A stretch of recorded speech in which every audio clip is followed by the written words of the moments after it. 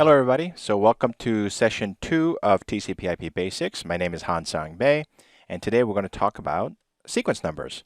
It's not, you may think it's not exciting, but it's the foundational thing that you have to understand.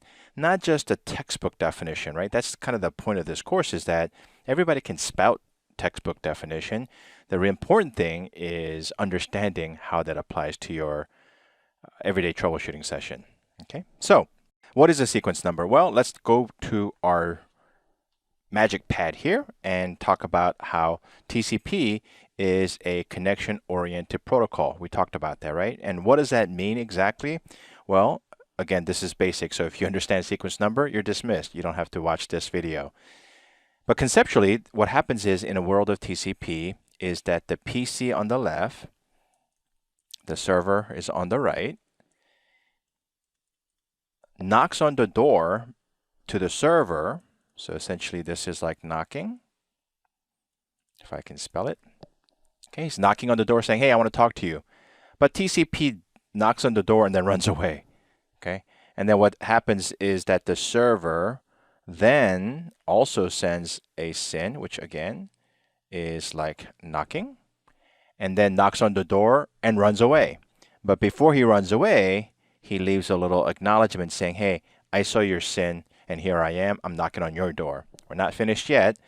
The PC then sends, okay, I heard your knock as well, and I'm acknowledging it. Essentially, that's how TCP opens, and you've heard many, many times, I'm sure, that this is called a three-way handshake. Why three handshake? 1, 2, 3.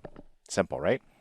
Okay, so let's talk about sequence numbers. So sequence number it's a 32-bit number, and it's a random number. So every TCP stack, every socket, every connection, when you click on a website, when you open up an email, when you go to Instagram, whatever it is that you do on your computer or your phone, it opens up a TCP socket, sometimes multiple TCP sockets. Each one of those picks a random 32-bit number and says, this is my starting point. Okay, so the actual number really doesn't matter. It's just a starting point. And we call that the initial sequence number. Okay, in TCP parlance, everybody picks a initial sequence number. And in my case, I'm going to use 10. Okay, that's all it is. So what is a sequence number? Again, sequence number is keeping track of how many bytes of data I transfer to the other side. And that's it. If you transfer 10 bytes, sequence number goes up by 10. If you transferred 100 bytes, the sequence number goes up by 100. 1,000 bytes, sequence number goes up to 1,000. Simple, right? Well, it is that simple. So I'll see you next week. No, it's not that simple. The reason why it's not simple is because TCP talks in a duplex fashion. What does that mean? It's like talking on a telephone. I can be screaming and yelling, and you could be screaming and yelling, and we both hear and talk at the same time. It's not like the old push-to-talk Nextel phones or radios, PRC-77 for you Army types. So again, TCP can talk and listen at the same time. So when you're first starting out, it's very easy to lose track of the sight that the sequence number from 1 in this direction is different than the sequence number coming in this direction. Okay, and that's what can get confusing. It's also a very large number, and we as humans, we don't keep track of large numbers that well. So in my case, I said my initial sequence number was 10. Okay, just a random starting point. So what happens? Let's talk about it from a TCP perspective, and I'll give you an analogy to make it easier to understand. So if my initial sequence number is 10, and I decide to send a packet to the server that consists of 10 bytes, and the server over here receives that 10 bytes, okay, what happens is the server is going to send an acknowledgement back this way, saying I got 10 bytes. That's it. Okay. If I then send another 10 bytes of data this way, the server acknowledges it by saying, okay, I got 20 bytes from you. Okay. But how does that work? So let's get into it a little bit deeper. But before we do, let's talk about it from an analogy perspective. Pretend you're a conductor, and your job is to count off the data, meaning passengers. They're all lined up, and you need to get them onto the train. It's actually a good analogy. You might have heard me say it before, because in the world of TCP, it doesn't know about IP, doesn't know about Ethernet. Meaning, as a conductor, my job is to count how many data or passengers are going to get onto that train, the concourse, but I don't necessarily care, nor do I know which train they got on. Think about each train as being packets, Ethernet frames. So all I do is I count how many passengers got on, and then the other side, the other conductor, counts passengers as they come off the train, and then tell me, the other conductor will send a note to me saying how many he received. Okay, and that's the 10 bytes and the acknowledgement of 10 bytes that I just talked about. But it's not exactly correct. It's the same, but it's semantics, but it's an important difference. So the way it works is the conductor counts 10 passengers going onto the concourse. And at this point, I don't really know if the passengers are going to survive getting to the other side, right? Again, TCP guarantees delivery by creating a buffer, which we discussed in session 1. That'll be in the description if you missed session 1. But it has no control over Ethernet. It has no control over Internet. It has no control over packet loss, anything like that. So I count off 10 passengers. If I count to 10 passenger, who's the next passenger? Well, the next passenger is passenger number 11, right? So the other side conductor, he sends a message back saying, I want you to start with passenger 11. I look to my passenger here. It says, okay, I got passenger 11 ready to go. You're telling me you're ready for passenger 11. Let's go. I send another 10 passengers. How many passengers went by? 20. So essentially, what's my next passenger count? I'm going to start with passenger who? Passenger number 21. And I send another 10 after that. So I'm going to start with passenger number what? 31, right? Because that's my next passenger that's starting. And of course, eventually the other side is going to send a message back saying, hey, I want you to start with passenger number 31, and we're in sync. I know for a fact that passenger 10, 20, 30 in blocks of 10 made it to the other side. Okay. Now let's see that on paper. Again, it's a simple concept, but it's foundational to TCP analysis. So let's start over. Okay, so in my case, in this example, my initial sequence number is going to be, again, 10. And I'm going to send 10 bytes to the server. Okay, again, the server is sitting on this side.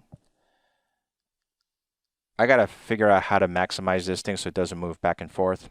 I'll figure that out. I have a call into support. We'll see what they say. So my initial sequence number is starting with 10. I send 10 passengers across. Who's standing next to me? Well, passenger number 11. So my next expected sequence number, or next passenger, is 11. The server gets the 10 bytes of people. They all get off the train. They all count off. And he says, start with passenger number 11. And he sends that message back. This is the ACK number. Okay. So now I see start with passenger number 11. I look at my next passenger number, 11 also. So we're good to go. It matches. The acknowledgement number here matches my next expected sequence number. So we know that those passengers or that data got to the other side. So now I send 10 more bytes this way. What's my next expected sequence number? I'm already at 11. I sent 10 more.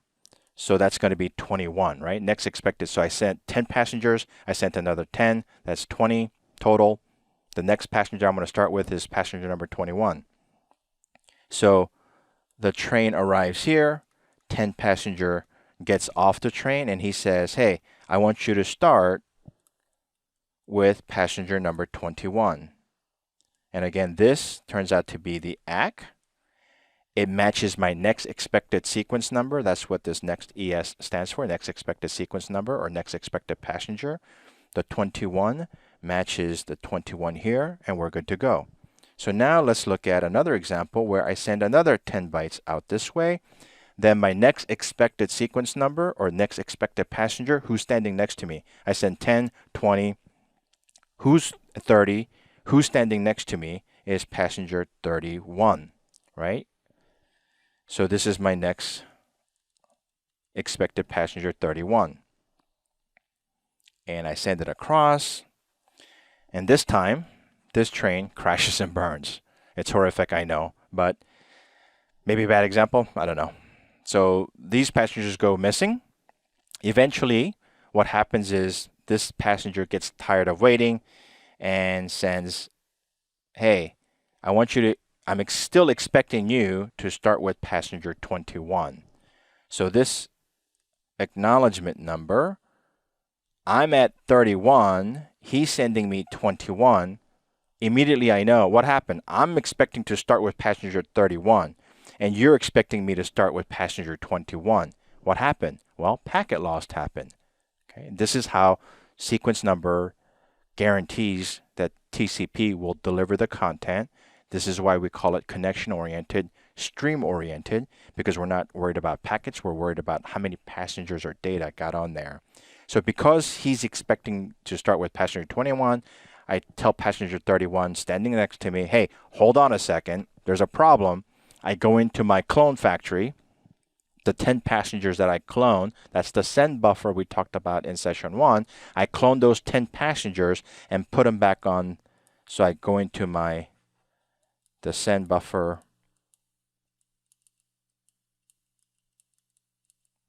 and I pick out the 10 passengers and I put them back on here. And I send the 10 passengers back this way. And then I reset my counter and say, okay, I'm going to start with passenger 31. Okay, because this is, I'm resending it. And this time, the 10 passengers get off the train, and he says, yep, go ahead and start with passenger 31. My next expected sequence, or my next expected passenger is 31. This matches the acknowledgement of 31. When these two match up, I guaranteed that the other side received the data, and I can increment my sequence number and continue this conversation. Now, I took some artistic liberty here because when I talked about this acknowledgement coming back, that's not exactly how it works. Conceptually, that's how it works. So in the next episode, we'll talk about how to address how this mechanism actually works in the world of TCP and how keeping track of sequence numbers going this way and sequence number going that way can be confusing. So we'll concentrate on sequence number from client to server or server to client and not the other direction. Okay, we'll only focus on one direction at a time. And we'll also learn about when exactly does the acknowledgement come across. And those are the topics that we'll address as we hit Wireshark. So I hope you found this session, it's not enlightening, again, but I want you to sit back and think about conceptually what I talked about. How TCP guarantees delivery, how this actually works in the real world. Okay, and then when you see the actual trace files, how many times can I say actually? I don't know, actually. But so when we look at the packet trace file in Wireshark, all of these things that I'm telling you will start to go, oh, okay, that's what he was talking about. Oh, I got it. That's what he was talking about. All right, now, before we step away, let's go to do some house cleaning. So this session started with this blue border Wireshark. So when you see this blue border in a thumbnail, you'll know that it's the actual content, okay, the actual TCP lesson that we're talking about. If there are enough questions, because it's hard to answer questions from comment section, I'll collect those, and a week later, I'll do a video that goes into the Q&A in detail with another video, but you'll see the thumbnail of orange. So I'm paying homage, obviously, to Riverbed, and lucky for me, Netscope is also orange. So it works out both ways. So if you don't care about the Q&A, skip this video. You're dismissed. Okay. When you see this one, The green border, this is me yammering about something, whether it's industry related, how to get into the business, what I think a person should learn. Someone asked me, hey, what should I know? What are some of the key terms that I should know about? What are some of the key concepts that I should know? Those types of yammering by me will have a green border. Again, not interested, skip it. And then there will be some other videos dealing with woodworking and simulation and whatnot. So, and that too will have obviously a different border. So again, if you're here for the TCP lessons, just look for the blue border and you're good to go. Okay, with that, I'll see you guys next week. Thanks for tuning in.